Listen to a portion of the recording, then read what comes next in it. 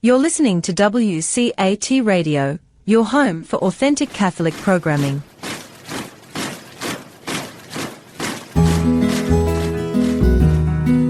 Welcome to the Catholic Mama, where you'll learn how to deepen and defend your faith, find comfort as we share the vocation of parenthood, and learn how to raise your children confidently Catholic. I'm your host, Christine Mooney-Flynn. Let's get started.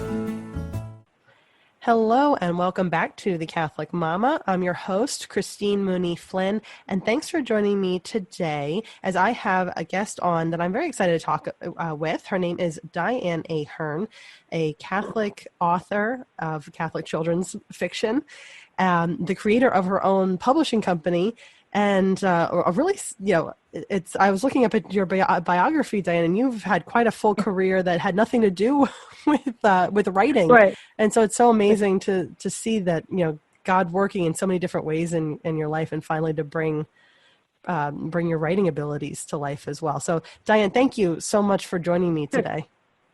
Sure. I appreciate it. And as you mentioned, the idea of writing books was never on my agenda, never thought of anything I would do or anything like this. And I felt totally called to do this. So, because the word Lord works in mysterious ways. Amen to that. Your degree is more in a science or medical type field, right? Correct. I started out as a medical technologist, clinical microbiologist, and then got into hospital administration, and then from there into consulting with hospitals all around the nation, and one day walking to work, I was coming back. I had been away from the church for like 25 years or so, and I wanted to come back. I was coming back. One day walking to work, I was praying that we'd have enough work to keep our staff busy during a lull in our work.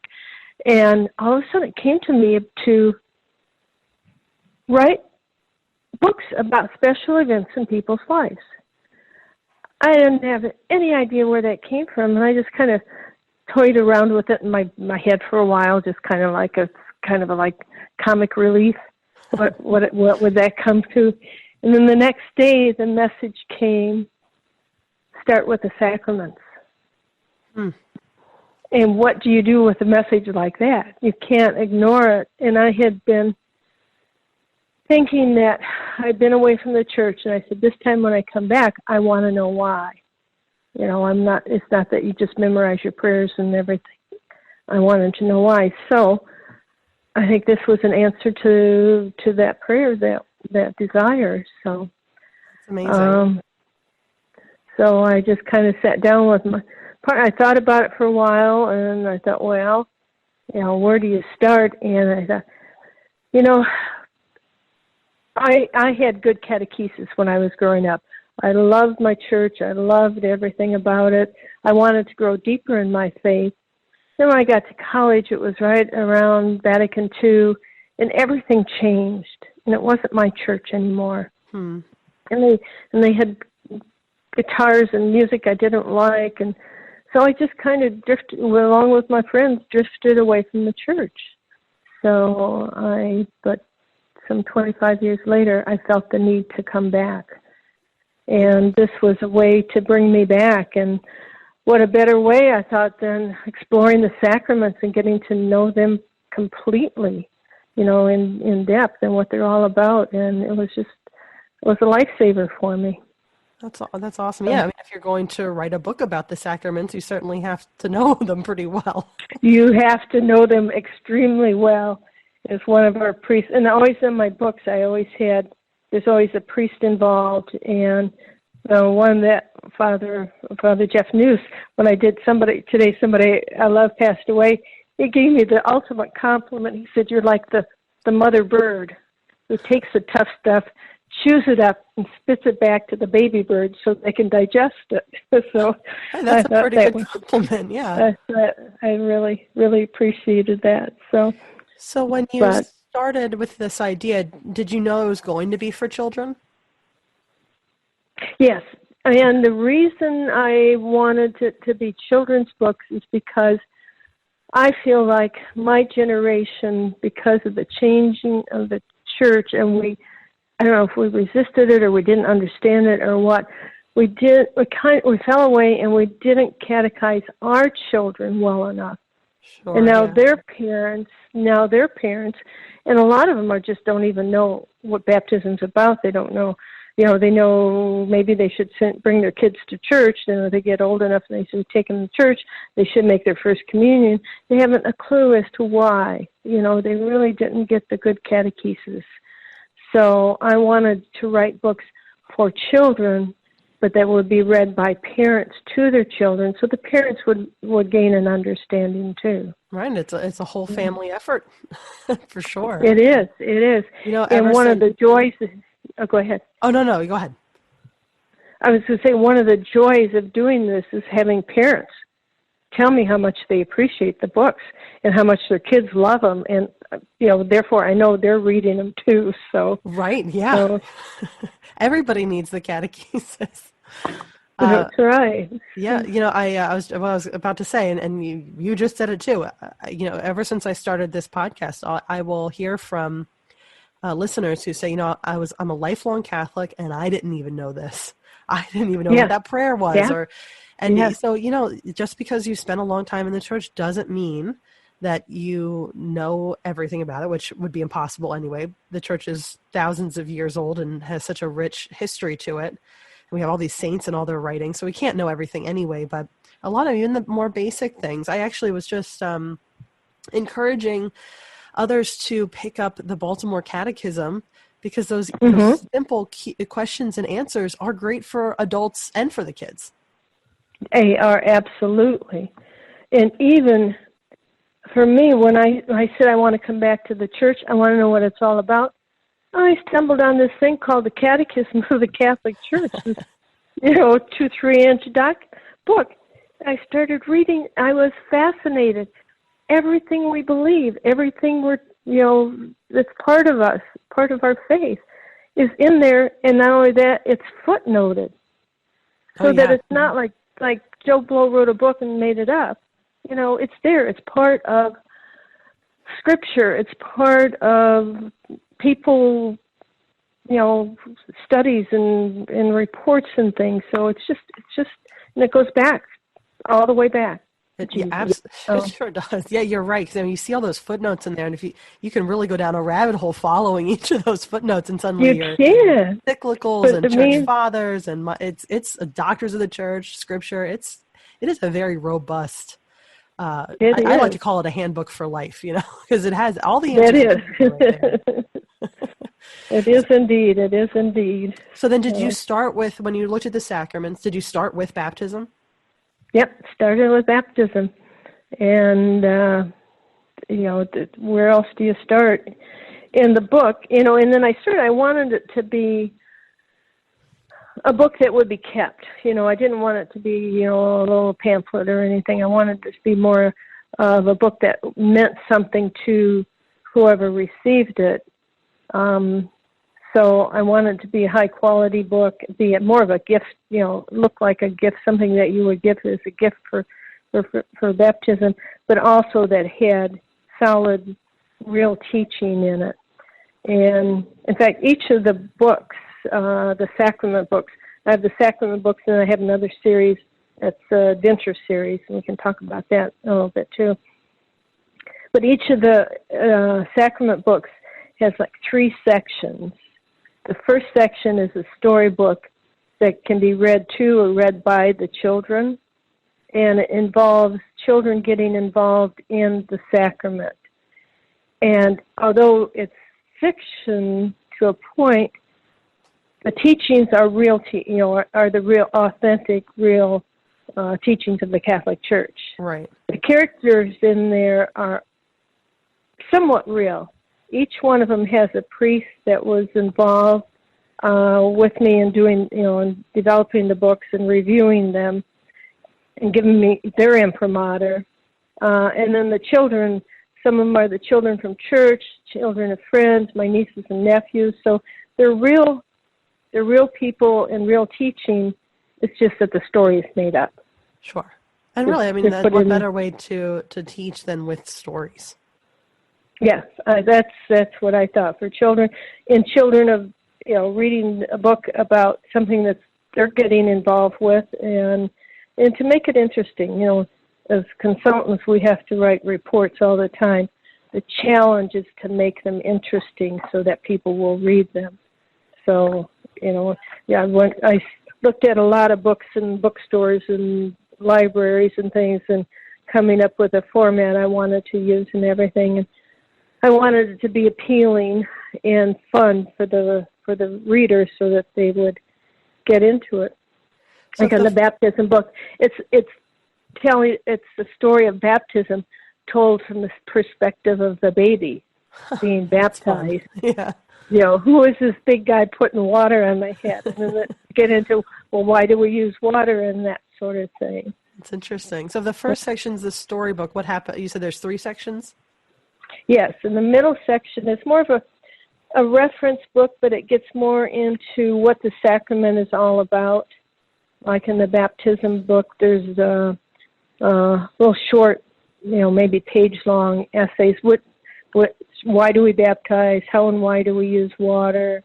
The baptism of Jesus. Why was Jesus baptized, for heaven's sake? And how does Jesus confer the right to baptize to the apostles?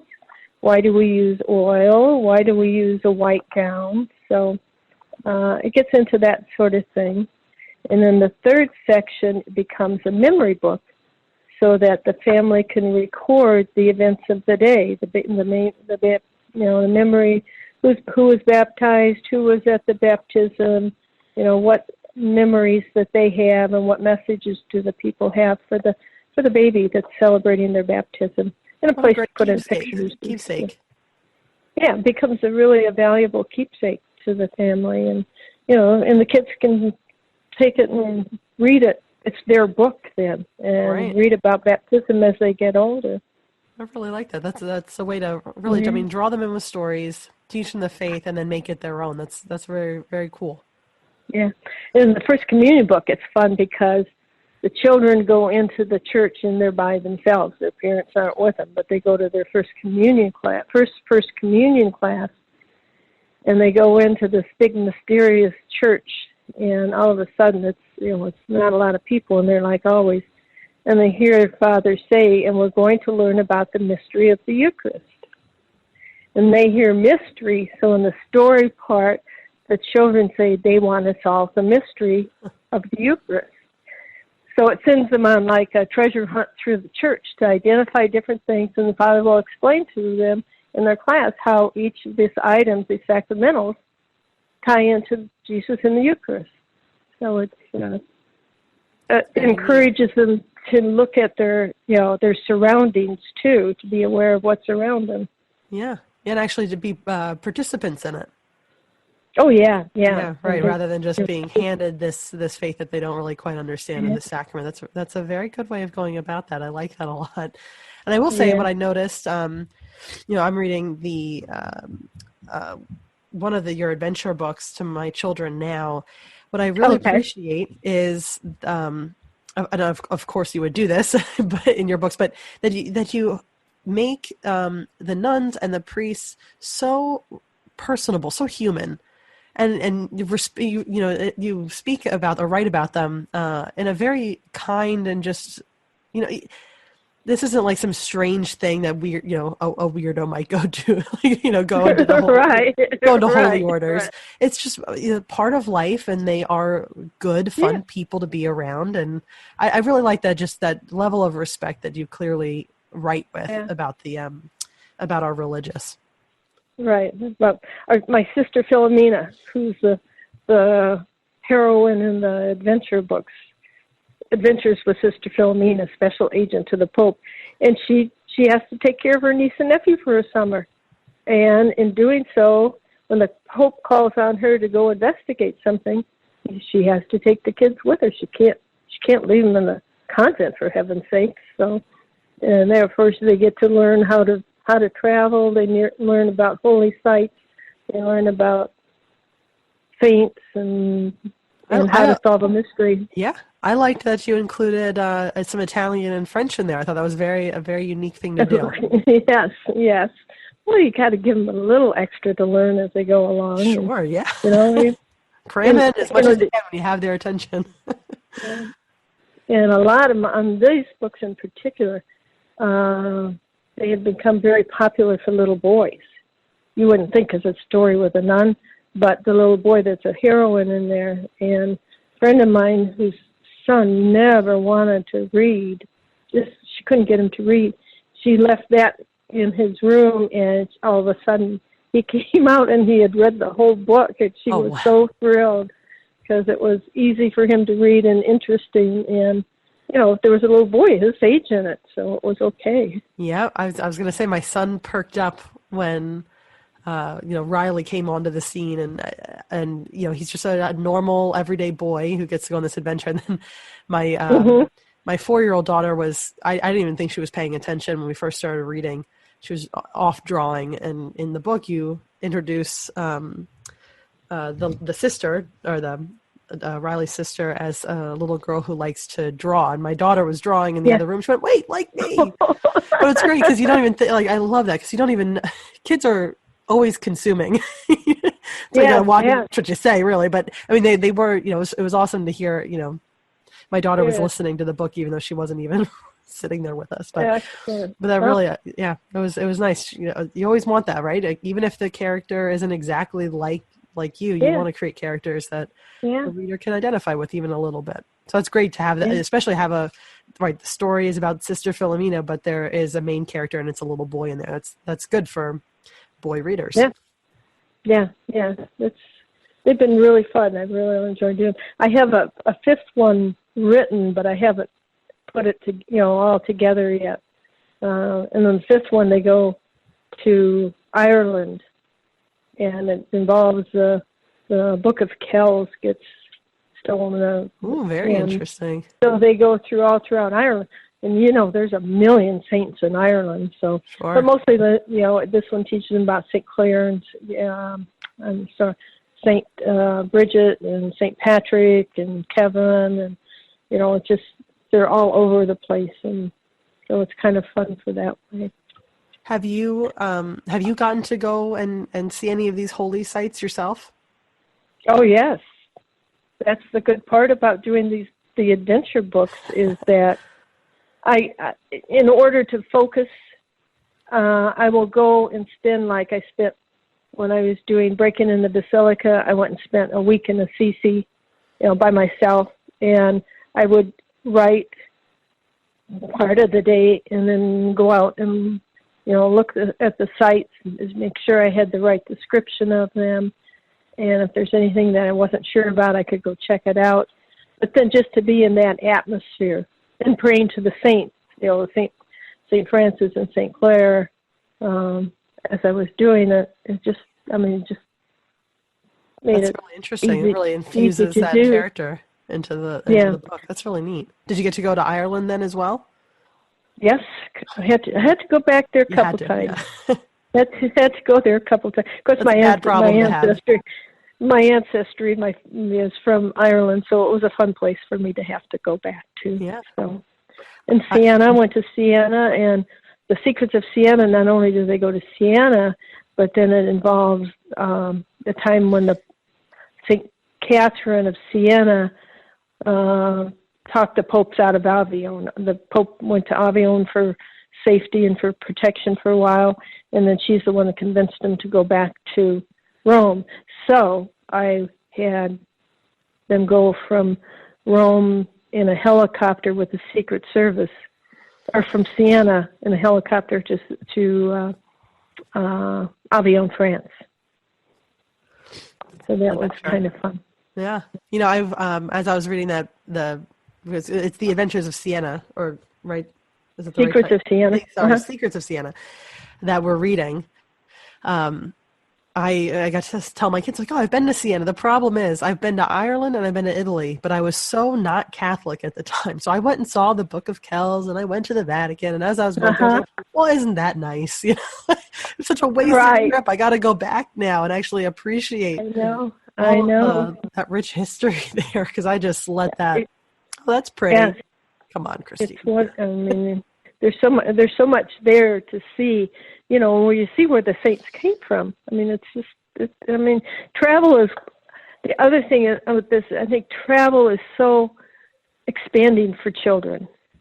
You know, they're in their own communities, their own house, and their own neighborhood, but to let them explore in reading another country and to see, learn the cultures of another country, learn the language of another culture, I think is very, very encouraging for children to look beyond. Sure, because even if it's not something that you can physically go do, I mean, just broaden the mental horizons a bit, and just open, creating that kind of that broad horizons mentality will just help them when they do get older and can physically go to those places if that's possible. But that mindset is huge. Right. Yeah. Well, they put some on their agenda that they have to go to these places now that they've read about them. Yeah. They should have a map of saintly travels. You can just do a checklist of where they're going. So you have the Sacraments books and then the Adventures of Sister Philomena. Is there anything else? I mean, that's like 10 books, right? There are more than 10 books, right? You've been very prolific. Well, there's a couple I have yet to do. I've done baptism, First Communion, First Reconciliation. Someone I Love Passed Away, which is to teach children about death and dying from the Catholic perspective. That's good. And then I have one on engagement. When it came time to do or thinking about doing one for matrimony, for marriage, and you look in the bookstores and there are a gazillion books on weddings and marriage and planning weddings and all of this. And I figured there's something missing here because there's so much on what marriage should be, but none of it's taking. So the one rather than doing one on marriage, I did one on engagement that would focus on more on why they should have shared values. Oh, that's what it's really what love is all about. Why are men and women attracted to each other? Why do they see things differently? And then before they get married or get engaged, they should think about, do they have shared values? And if not, how do they develop it? Yeah. It's funny. What we were talking about the other day, my oldest is 6.5. I can't remember what we came up with. I think we were explaining baptism or just talking about the baptism. And my son goes, well, what if you marry somebody who doesn't want to baptize our kids? I'm like, wow, that's a good question. Good question. Marry somebody who's already Catholic or one that's willing to become Catholic. But it was such a good little kids at a young age still have these very good questions. Yeah. Yeah. And even if they don't, you have to have them baptized. It's his responsibility. Oh, yeah, that is true. Yeah, either way, that is your responsibility as the knowledgeable parent to do that. And to he's responsible to get the baby's mother to heaven. So she's got to know about the church and become part of it too. That's right. Yeah, we got to get our loved ones to heaven. So. What age ranges are your books? Are they pretty much the same across all the books, or do they differ? Pretty much. Of course, the baptized book, Today I Was Baptized, is the title, and it's written. The baby's not reading, but so that the siblings could read it, or that parents can read it to siblings, and then as they grow, they can read it themselves. But the others are pretty much written, I think, on like a 3rd grade level, 4th grade level.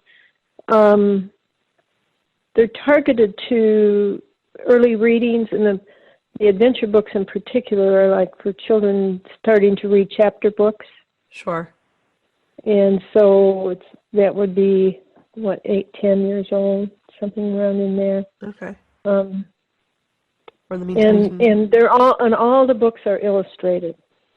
And the reason I had them illustrated, I myself have a reading disability.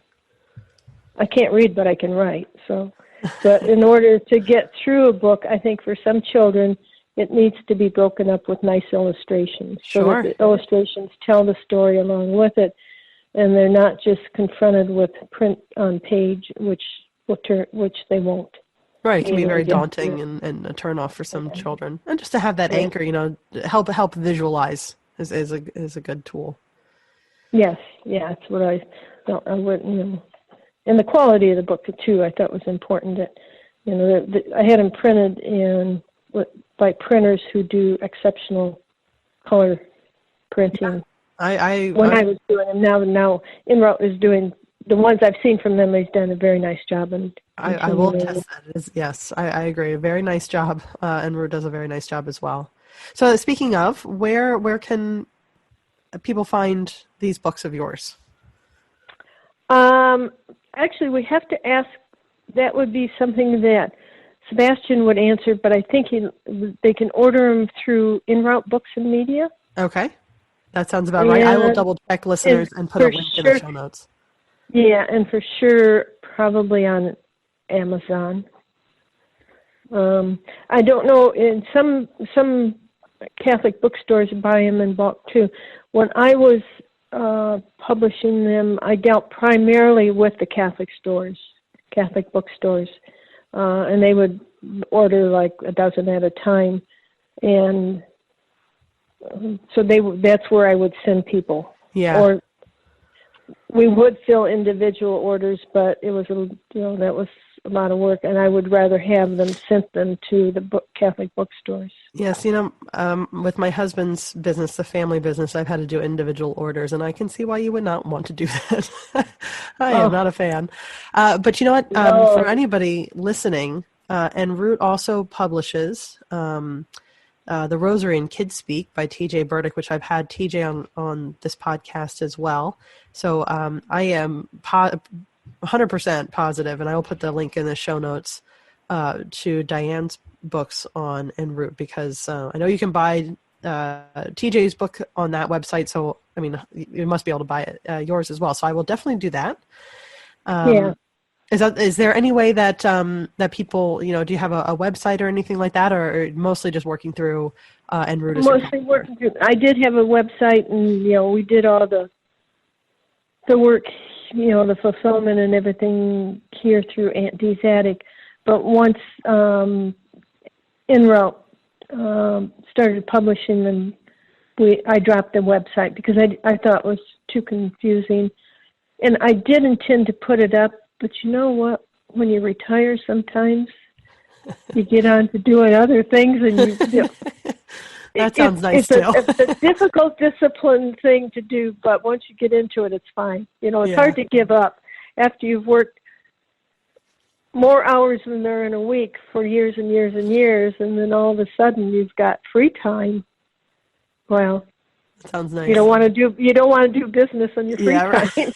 Let somebody else do that. So good. You consolidate everything with En route. I will put the link in the show notes for that. Okay. And I'm excited to get to share this episode because I've really enjoyed the book that I've read or I'm reading now with my children, and they've really been enjoying it. So, Dianne, thank you so much for spending a little bit of time to talk to us about this book or your books. Okay. Well, I appreciate it very much. All right, everyone. Thanks for being interested, and I hope everybody will go look for them. I hope so, too. And I'll make it easy to find. Okay, everyone, thank you so much for listening, and until next time. Don't forget to head over to thecatholicmama.com to get your free copy of How to Talk to Your Kids About God. This handy little ebook will teach you how to broach the topic of God with your children, or how to respond to your kids when they want to talk about God, as well as give you answers to 7 of the trickiest questions about the faith that Christian parents face. You'll love the easy-to-understand grown-up answers, the pared-down but not talked-down answers you can share with your kids, plus recommended resources if you'd like to deepen your understanding of the topic. Get yours free at thecatholicmama.com. Hello, God's beloved. I'm Annabelle Mosley, author, professor of theology, and host of Then Sings My Soul and Destination Sainthood on WCAT Radio. I invite you to listen in and find inspiration along this sacred journey we're traveling together to make our lives a masterpiece and, with God's grace, become saints. Join me, Annabelle Mosley, for Then Sings My Soul and Destination Sainthood on WCAT Radio. God bless you. Remember, you're never alone. God is always with you.